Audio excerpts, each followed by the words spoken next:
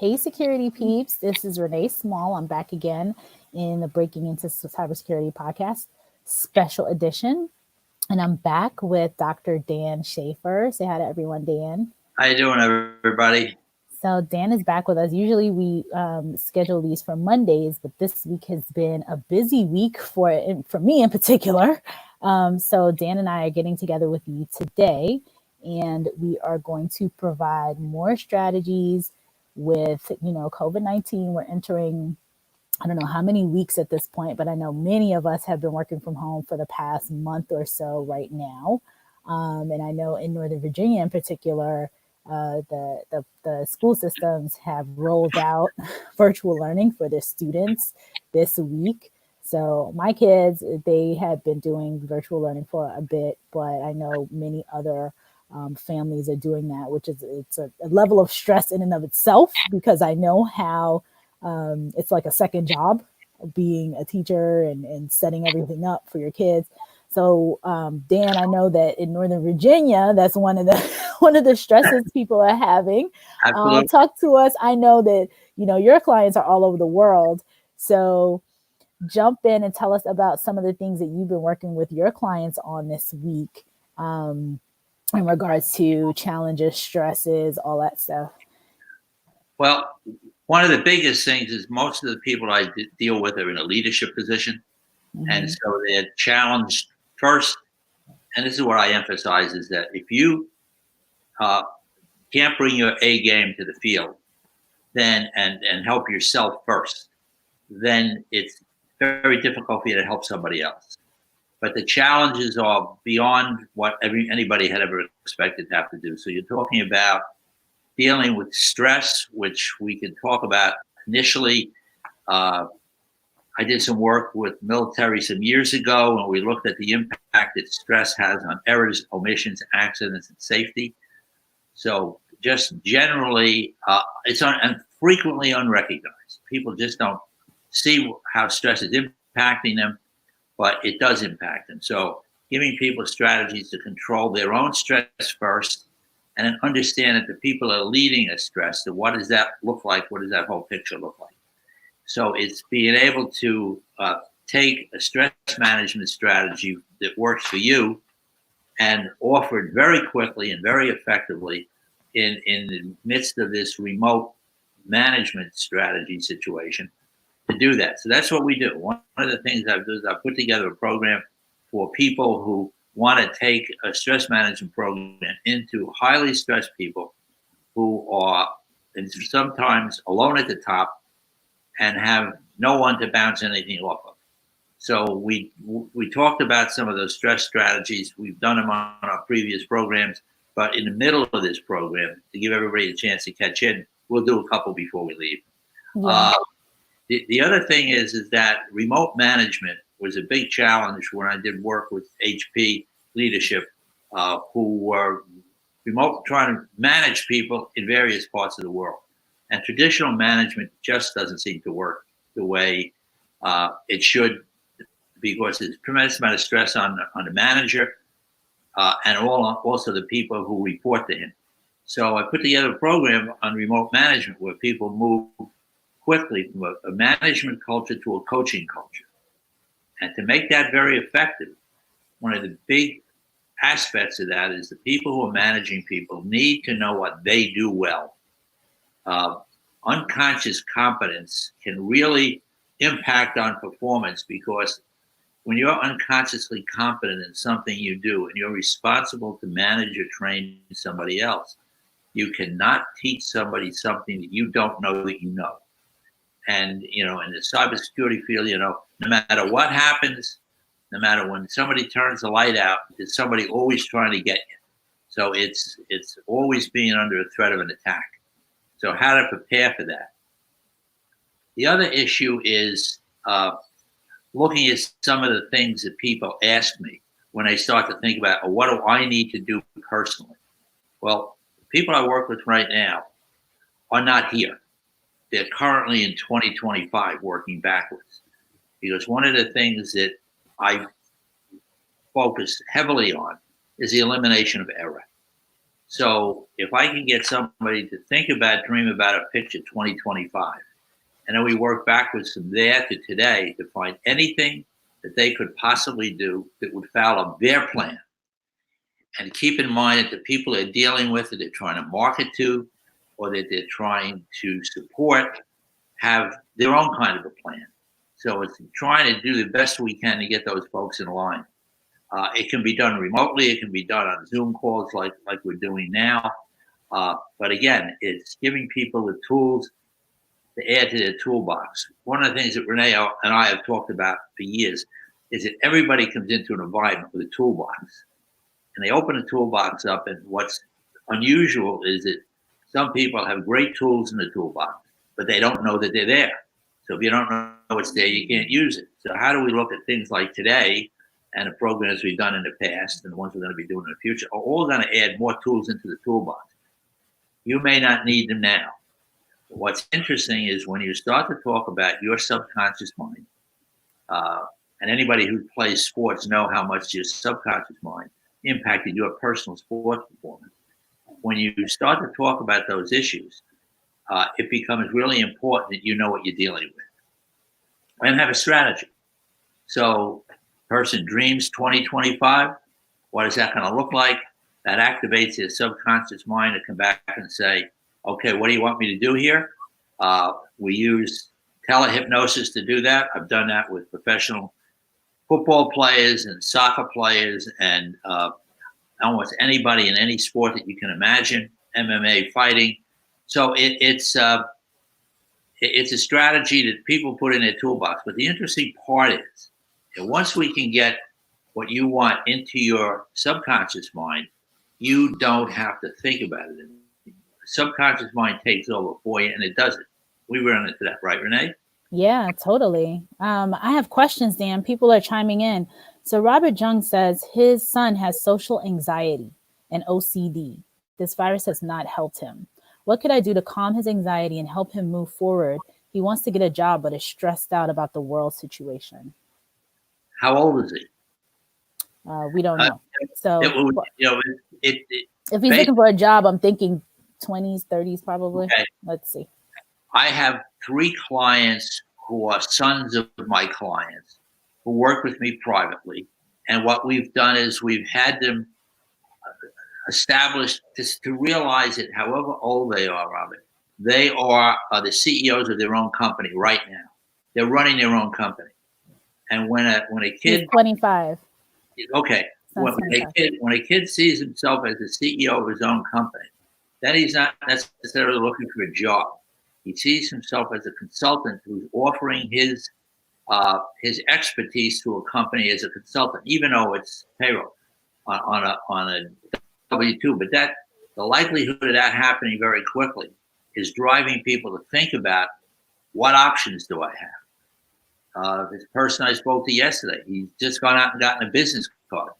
He went on Vistaprint.com and got some business cards, and he created his own company. So it's and to look at himself as a group. I have an article called You Incorporated. If somebody emails me, sends me an email, and in the subject bar just writes down You Inc., I'll send you the article because it's really from student athletes who have to see themselves as running their own business, which they never did before, but now they do. And a couple of things happen when that happens. Once the kid feels that and I say kid because yeah, he's as old as my grandchildren, but in any event, but it's to give him a strategy to work on. But what happens is that when a kid sees himself as running his own company, then what happens is he tends to behave in a way differently than normal, than his friends do. So I don't want to take up this whole time on that, but I'll be happy. Give me a call on the phone.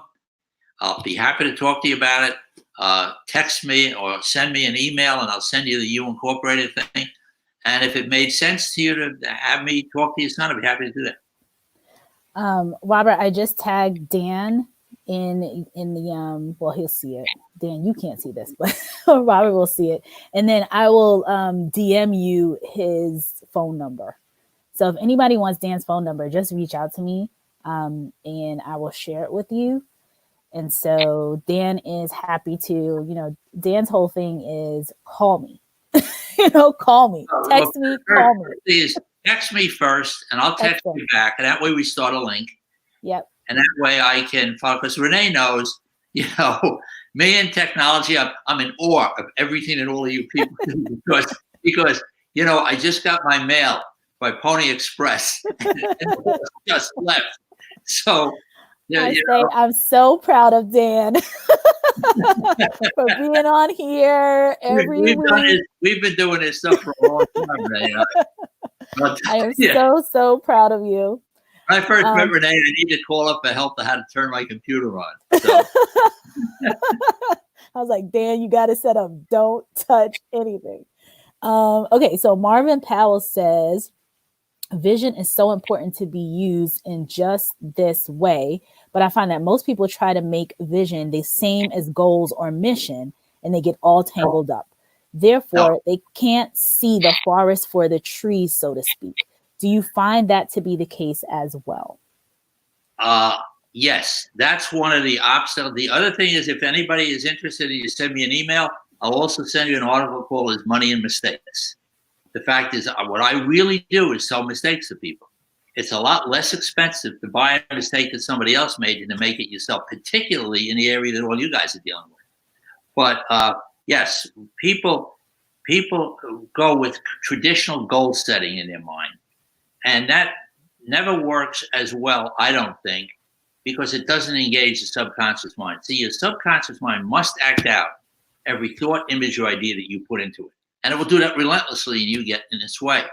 Part of the things that I do is help people get out of their own way. I pulled out an article from my book, Click the Competitive Edge, a plug. There it is. But when I talk to people, I ask them about, what's your wish list? What do you want to have happen? It may interest you, some of the things that people ask for. Increased concentration, notice and control the way I talk to myself, manage and control stress, identify and control distractions. Let me show you something about controlling distractions. If everybody sits up straight in their chair and starts to move your right foot clockwise, round and round, round and round, round and round. And while your right foot is going clockwise, draw a big number 6 in the air. See what happened? Your foot just went back. Can't do it. Can never do it. So the fact is, can you really afford, or can the people who work for you afford 1 second of distraction? No. Then they want to catch distractions early, enhance communications, interpersonal media, control anger and aggression. I had an ultramarathon runner who came to me who ran the Badwater, which is 135 miles through Death Valley in the summer. And she found that she had gotten angry with her support crew in the very beginning of the race. And she said, I carried anger for 100 miles. She said, it drained me. Increase energy, motivation, develop a strong vision for the future. That's important for individuals, particularly if you're building a team. Control discomfort, improve personal performance, self-esteem, self-confidence, develop personal strategic plans, identify and resolve subconscious block, what gets in the way. I had a guy who was a major real estate developer in the city, building commercial real estate. And in the course of a conversation, he said to me, I'm a 12 handicap golfer, but I can't play well all the time. What we discovered, to make a very long story short, is that the only time he can't play well is when he plays against somebody who makes more money than he does. He makes high 7 figures. So who would ever think? But this was invisible to him. So a lot of the things that I discover with people are invisible blocks to their performance. And then the other one is improve, harness the power of your imagination. I will tell you that I have a woman who's my ultramarathon runner who became an MMA fighter. She came to me 3 weeks before a fight. We visualized the fight for 3 weeks with hypnosis over the phone. And when she went into the fight, she won in 49 seconds. But, see, what happens is when you put a dream into your subconscious mind, because your subconscious mind must act out every thought, image, or idea that you put into it, the dream drags you toward it. We have to identify stuff that gets in people's way. Now, from a management standpoint, you have all types of situations that we've run into, particularly when we work internationally with HP, because I had clients in 16 countries and we dealt with different cultures, different backgrounds, and all involved. And a lot of these guys were engineers who were brought dramatically and quickly into management positions. And that became a challenge. So they needed to ramp up their management skills very, very quickly and then learn what they did well and frequently. And we did this all over the world. It was basically a face-to-face program for 2.5 days. And we coached them for 1 year to 2 years after that by phone. So the power of working with this stuff on the phone is invaluable. And the other piece is that it's completely private. Some people choose to tell the people they're working with that they're doing it. Other people choose not to. So if you're going to send me any information to contact me, include your private at-home email, private cell phone. And some of the companies I work with have compliance problems that they don't want to send any information. It's like what's in my book and like what we do with people on strategy through their company email. Yeah. So so, if anybody is curious about this, send me a text. When can we talk? And I will set up a phone call. And this may not be for you. It absolutely may not be for you. But at the end of the day, it's something that take the tools, drop them in your toolbox. You may not need them now, but two things. They're in the toolbox, which is calling me, which you can do. And the other thing is that the tools are there. Yeah. So Dan, Jude says, hi, Dan, how do you genuinely manage a situation with talks like, quote, the lockdown affords one an opportunity of growth, unquote. My question is, how does one attempt to grow from a depressed and uncertain situation as obvious as this? Because there's nothing that we can change about what happened before we logged into this call. All we can do is what we can do going forward. We're definitely going to need new tools as we go forward. As I'm discovering with Zoom calls. I had 4 today. I got 3 more this afternoon. So the point is that it's finding out what will work for you in the midst of everything that's going on. And it's different with everybody. I mean, I have a client who owns a bank and he has a family office business.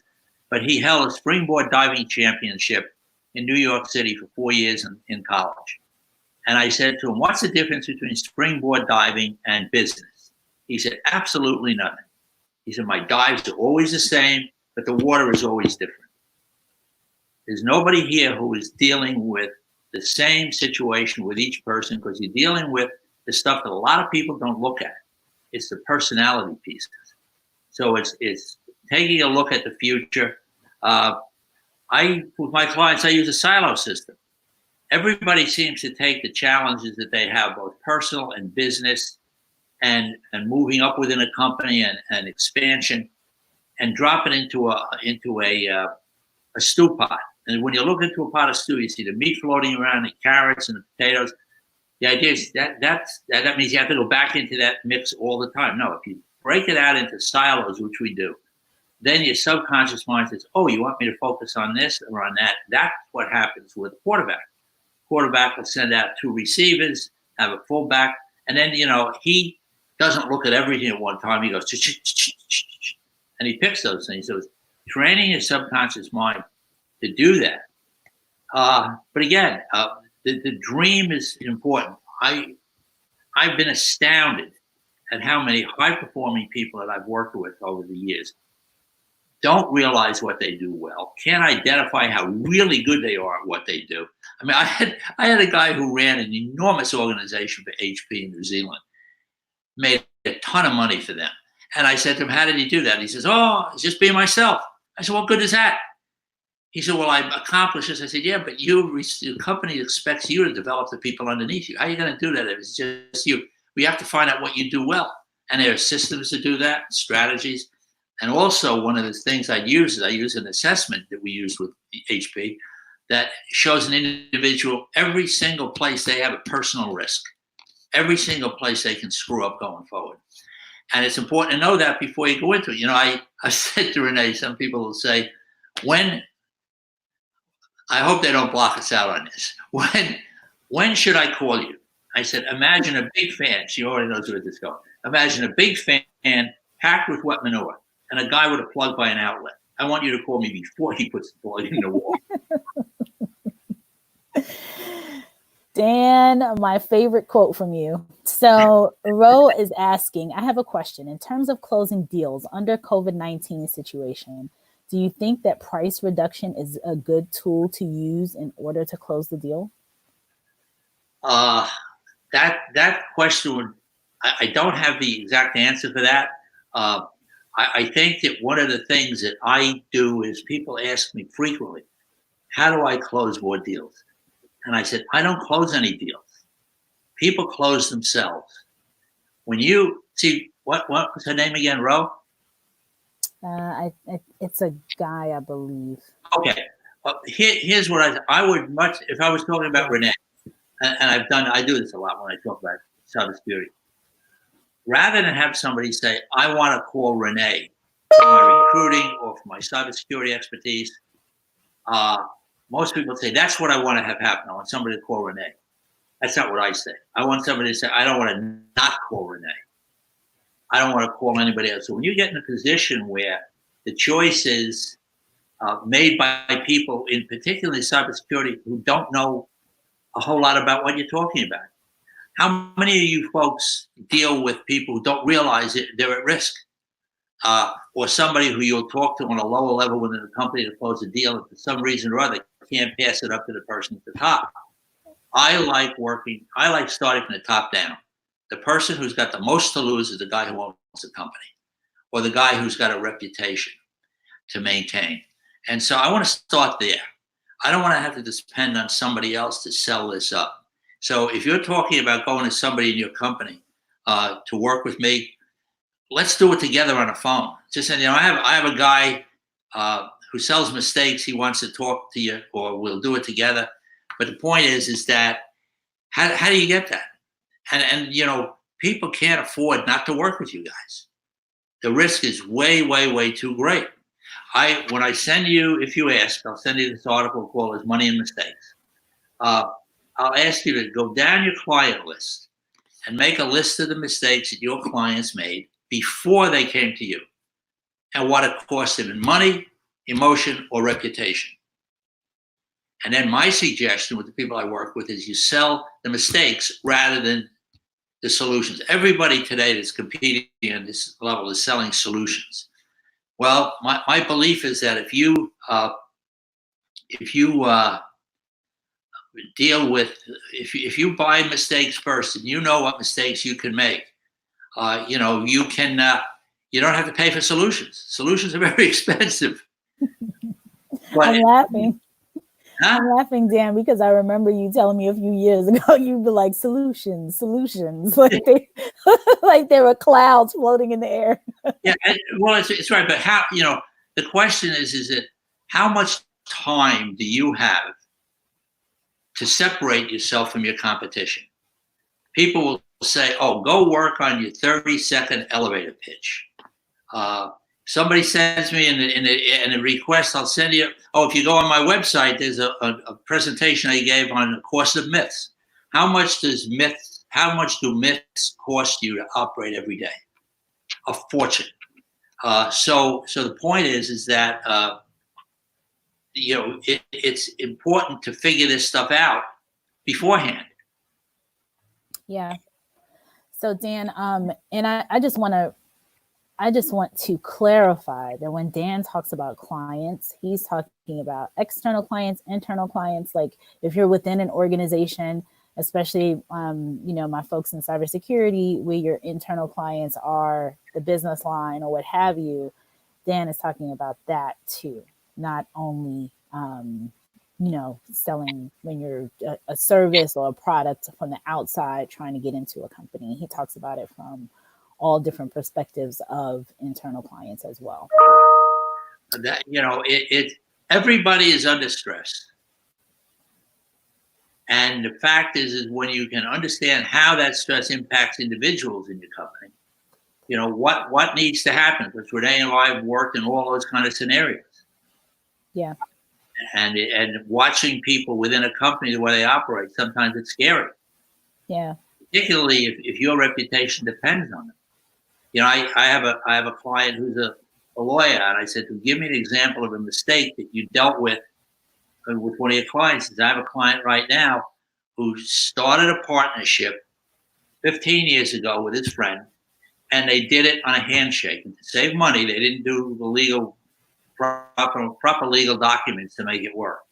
He said they're now that partnership is now dissolving, and it's costing my client $350,000 because he didn't have some documents made up 15 years ago. So what's the cost of people not working with the people who are watching this program? You make a recommendation. I spoke to some cybersecurity people a couple of days ago. They have a company that provides cybersecurity, and I said, well, how many people are you talking with who don't even know what you do? One guy, he started explaining to me, stop. I said, you're talking Greek. You have to tell me what the outcome is going to be of not dealing with it. So I find that people either look and they go, I can work with Dan now, or I can wait and wait and wait. And I say, waiting can cost you a fortune. Yeah. And all it takes is give me a phone call, because you may find out in 5 minutes if there's no way I can help you. And I would be happy to say that. And Dan, just so everyone knows, you work with tons of companies. So not only individuals. So if a leader is say a leader is stressed out because his team or her team is stressed out, and they want to have you potentially, work with the whole team, that's stuff that you do all the time. Sure. But again, and basically what you're doing is that, so when we work with Hewlett Packard, Carly Fiorina was giving us to her leadership as a perk. And so, and then, how do you help? And when you can help somebody, particularly today with what's going on with the stress within their family, people are sick, they can't visit people, they can't talk to people. This is a whole new environment. Yeah. I work with, if anybody's working with municipalities, I worked with the New Jersey League of Municipalities in 1986 on looking at the impact that major loss and life transition has on their leadership people. And I did an article in 1986. And then they came back to me after 9/11 to do another article on 9/11. So it's, people are dealing with traumatic situations, and what happens is they really don't they don't have the tools to deal with this. And so that's part of the thing that all came together for me, is that I took this work that I had done with loss and life transition, in fact, in the late 80s, and brought it in and tied it in with business performance. And so, but every situation is different. There's no cookie cutter approach to this. It's got to be hand done for the people you're dealing with. So Dan, Paul wants to, so it's some chatter going on here, and it's pretty funny because I said, Paul says, we need to clone Dr. Dan. And I said, I've adopted you. And then he said, I'm open for adoption too. So, well, Paul wants to know, he says, he loves your perspective because you question things differently. And he wants to know if you could guarantee the prevention of a mistake, if you could 100% guarantee the prevention of a mistake or a 72% solution, which would you choose? I don't know how you can guarantee a mistake, the avoidance of a mistake, because what you're ultimately dealing with, what everybody on this phone call is dealing with, is human behavior. You can't guarantee that somebody's not going to click on the wrong thing. And that my advanced technological explanation lets you know how much I know about this. But the point is that I don't know you can guarantee a solution, because everything that we are all doing depends on human behavior. Are people going to follow what you do, or are they not? You can talk to 100 people in an audience and 3 will follow what you say. Other people will think it's BS, and then they'll scratch their head and they'll go back and they'll try to figure where they, I'll give you an example. People say, I speak in front of audiences, and if anybody on this group speaks to an audience, I'll give you a great tip for getting your information into everybody's iPhone that's in that presentation. And if you want to open up, I'll show you how to do it right now. You open up your iPhone and open up a new contact. When you open a new contact, it's going to ask you for a first name. In the first name, just write mistakes. In the second name, put business and sports. In the third line where it asks for phone number, put 917-880-6758. And then in the company name, put DanSchaeferPhD.com. Now, you close it up. If anybody asks you about any of this, say, you know, this crazy guy who sells mistakes. You hit my phone. You don't have to remember my name. You don't have to remember where you put my card. You just hit mistakes and I pop up. You can do exactly the same thing with your companies. Any group you talk to, get your name and your information into their cell phone. And if you put together a mistakes list, what I do with people I work with, they send me their mistakes list, and my job is to make it confusing. Because my mistakes list, when you get it, you'll see, I talk about Uncle Louie. You know, it's like Uncle Louie is a major mistake. You can pitch somebody, and that person is going to go to somebody and ask them, always talk to somebody who has no information, has no background. They're going to ask them their opinion. And Uncle Louie will sink your cause almost every time.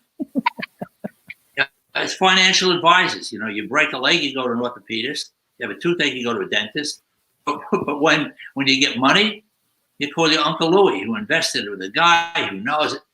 And it always seems to go south. People will always ask the wrong person the wrong information. The other thing is we ought to talk about maybe next week is about questions.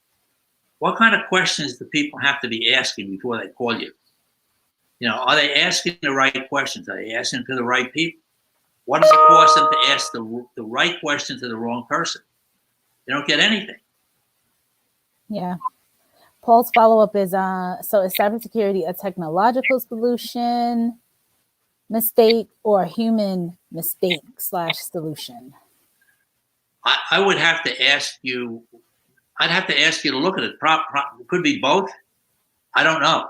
Mm-hmm. Because the fact is that you guys work on a technology. You have some idea of who's attacking you, how, when, where, why, and they're always going to come up with new things. Now people have a lot of spare time. They're probably figuring a lot of ways to hack into someplace. But the point is that it always comes down to a human factor from the defense side. You know, when I talk about a quarterback who was one of the top quarterbacks in the NFL, and I'd say, you know, the most important thing to keep him operating effectively is his offensive line. Is the team going to hire people who are going to protect him once he has the ball in his hand? And you guys are the offensive line in a professional football team. People want to get the best person, the fastest person, the person with the most drive, and the person who's going to bring their A game to the field, which is critical today. Yeah. So what's your A game like? I mean, you know, I said to somebody, one of my hockey goaltenders, I said, "What's it like when you perform at your best?" He said, "I don't hear any crowds. The puck is the size of a dinner plate, and the game moves very slowly." Anytime one of those three things change, I know I'm losing my concentration. So he said, I said, what do you do? He said, I hope that it comes back. I said, hope's not a strategy. Put your tongue up on the roof of your mouth and all your negative self-talk will stop. Yep. So Dan, we're at almost the 35-minute mark. It has been a ton of questions coming in here. Right. And I want to wrap now. So I want to let everyone know a couple different things. One, Dan is going to be back again with us next week. So come prepared with your questions. I'll put out a schedule that hopefully we can all stick by. It's usually going to be Mondays at noon Eastern. But LinkedIn there was some issue with LinkedIn Live yesterday. So I don't know if noon Eastern is just getting too much traffic. I'm not sure. That's why we did a little bit earlier for today. But we're trying to stick with Mondays at noon Eastern. Secondly, Dan, he shared his number already, but I will share it to anyone that DMs me and wants kind of Dan's information. I already put the link to his website. I can provide you with his email, his phone number, and all that. And then, Dan, do you have any final words that you want to share out there with these folks? Yeah, I think that, first of all, I would suggest that you go back and look at the first two programs we did, which has some of the hypnotic strategies on it, the focus and concentration strategies on it. But the point is just to keep in mind that nobody you're working with is working at 100%. With the stresses that they're under. And so taking some tools to them would be valuable. But the best thing to do is to send me a text and say, when can we talk? We'll put something on a phone, on a phone call, because that's the easiest way for you to be able to tell me what's going on. My basic question for people is, what do you need to have happen right now that's not happening? And how do we make it happen, and what's in the way? That's moving up within a company, leadership challenges, and if you go to my website, there's a tremendous amount of information, videos on the website that talk about it.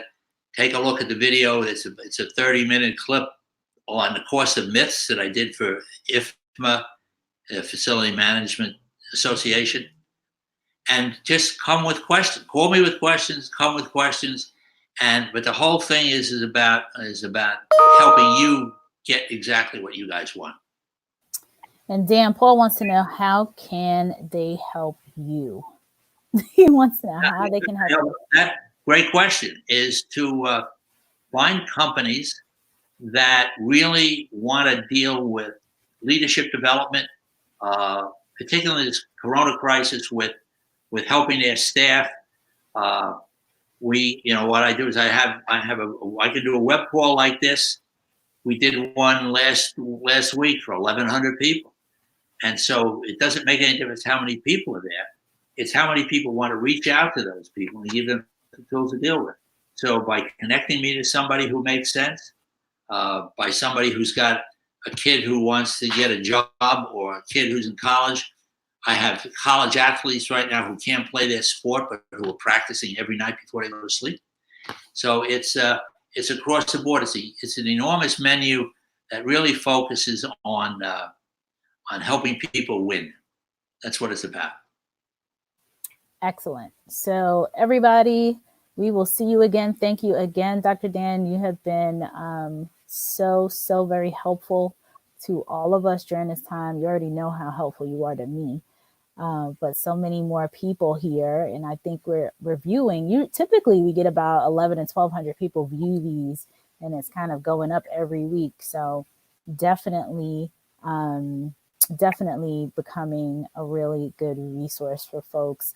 And I just want to let everyone know that Dan is open to reaching out to you. You don't have to be a professional athlete or a CEO of a major corporation to reach out to Dan. He works with regular people just like me. And Paul is saying we can help you with that. And they're all talking about inspiration. And Karen says, thank you so much. You're welcome, Karen. We just want to be able to provide everyone out there with this type of knowledge, just these types of tips. Dan always, people tell you the what, but Dan talked about it a couple weeks ago. I think it was last week or the week before. They don't tell you the how. So we're stressed out. They tell you what to do, but they don't tell you how to do it. And Dan is here to kind of share with us and let us know how to do it. Go ahead, Dan.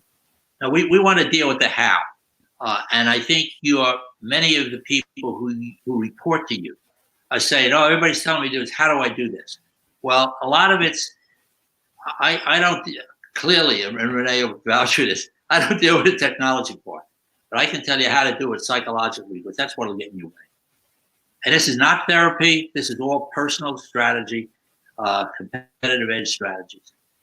Yep, competitive edge strategies. Okay, folks. So, Dan, thank you again. We will see you next week here. And there's, like I said, a ton of chatter going on LinkedIn, which is fantastic. And we will make sure that people reach out to you directly, and then also share with me any questions and stuff that they have for you, so that when we get on next week, we can just jump straight in with Q&A. And then I know you're going to do some of the telehypnotic strategies as well, probably next week, right? Yes, but it's also on the previous 2 calls we did. So if they go back on your two previous links, there are 2 of them there, and we'll do another one. But the most important thing is answer my question. What do you need to have happen right now that's not happening? Yeah. Let Renee know, and we'll address that next week. All right. All right. Bye, everyone. See you next week.